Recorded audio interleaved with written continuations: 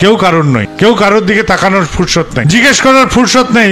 মা তোমার হাতে ফোসকার দাগ দেখছি, ওটা কি থেকে হলো? মেয়ে জিজ্ঞেস করছে না মা ওষুধটা লাগিয়ে দিয়ে দাও। বাপ কোমর ধরে দাঁড়িয়ে আছে আর মাঝে মাঝে এরকম করে টিপছে, বাড়িতে কেউ জিজ্ঞেস করার নেই তোমার কোমরে কিসের ব্যথা, ওষুধ লাগিয়ে দেব, এইটা জিজ্ঞেস করার লোক নেই। এই যে একই পরিবারের মধ্যে বিচ্ছিন্ন হয়ে বসবাস, এই পরিবারের মধ্যে থেকে আমি কি ভালো পেতে পারি? কিছুই না। ছেলেকে জিজ্ঞেস করতে ভয় পায় মা, হ্যাঁ রে বাছা তোর মুখ দিয়ে এরকম পচা গন্ধ বেরোচ্ছে, তুই কি নেশা করে আসছিস? বাপ ভয় পাচ্ছে মেয়েকে জিজ্ঞেস করতে, আই তোর রোজ টিউশনি ফিরে আসতে দেরি হচ্ছে কেন? জিজ্ঞেস করছি না, সবাই চুপ, কেউ কাউকে জিজ্ঞেস করবো না। এক বাড়িতে থাকি, এক আত্মীয় স্বজন, এক পরিবার বলছি আমরা, অথচ চুপ, কেউ কারোর খবর রাখি না, একদম নিজেকে নিয়ে মগ্ন। আমার খাওয়াটি হলে হবে, আমার শোয়াটি হলে হবে, আমার জীবনটুকু আনন্দে থাকলে হবে, আমি যা চাইছি সেটুকু পেলেই হলো। কি করে কি হবে তা জানি না। এক পরিবারে বলি অথচ একসাথে থাকা হয়, অথচ একভাবে ভাব বিনিময় করতে পারি না। এইরকম যদি পরিস্থিতি হয় তাহলে এই পরিবার কি কল্যাণ করবে সমাজের?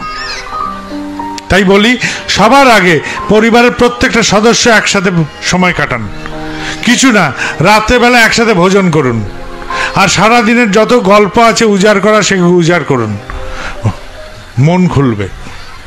সকালবেলায় উজাড় করার শেষে নিশ্চিন্ত মনে ঘুমান, সকালবেলায় ঘুম থেকে উঠে প্রার্থনা করুন পরিবারের সকলে একসাথে। ঐক্যতান তৈরি হবে পরিবারে, আর এই ঐক্যতান যখন তৈরি হবে তখন এই পরিবার দিয়ে সমাজের কোনো মঙ্গল হবে। মত মাথাতে একটি হয়ে দুটি লোক ইষ্ট নেশায় চলে যদি দক্ষ, তাহলে রুখ বেঁকে দেয় ভর দুনিয়ায়।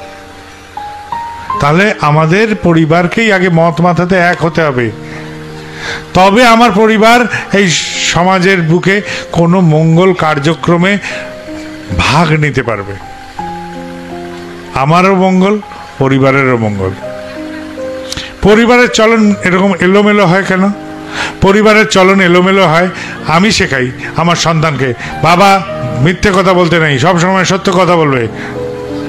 পাওনাদার এলেই বলি, বল যে বাবা বাড়িতে নেই। মা বলল বাবা গুরুজন, কথা মেনে চলতে হয়। রাতের বেলা দেখা গেল বাপ মায়ের তুমুল ঝগড়া, মা গালাগাল দিচ্ছে বাবাকে। সন্তান দেখলো আরে আমাকে ভালো কথা এরা বলে, কিন্তু করার সময় এরা ভালো করে না, অন্য কিছু করে। যা ভালো বলছে সেটা খালি শোনার জন্যে, পালনের জন্য নয়। আর পালনের জন্য যখন নয়, তাহলে পালনের জন্য মন্দটাই পালন করতে হয়। সন্তানরা এগুলোই শেখে। তাই সমাজে গিয়ে যেগুলো আবর্জনা সেখানে গিয়ে তারা বসে। আমি খুব কষ্ট করে সাইকেল ভ্যানে চালিয়ে উপার্জন করে ছেলেকে ভালো স্কুলে দিলাম, ভালো মানুষ হবে বলে। ছেলে কয়েকদিন গালাগাল শিখে এলো, কিছুদিন বাদে নেশা করা শিখে গেল। কেননা সে তো গুয়ে মানুষ হয়েছে, গুয়ের মধ্যে বসবে। মধু মানুষ হলে ফুলের ওপর বসে মৌ সংগ্রহ করে আনতো, সে মৌ মানুষ হয়নি। কেননা সে জানে ভালো পালন করতে নেই, ভালো কথাটা বলতে হয় কিন্তু পালন করার দরকার নেই। কারণ এটাই আমি আমার পরিবারের কাছ থেকে শিখেছি, পরিজনের কাছ থেকে শিখেছি।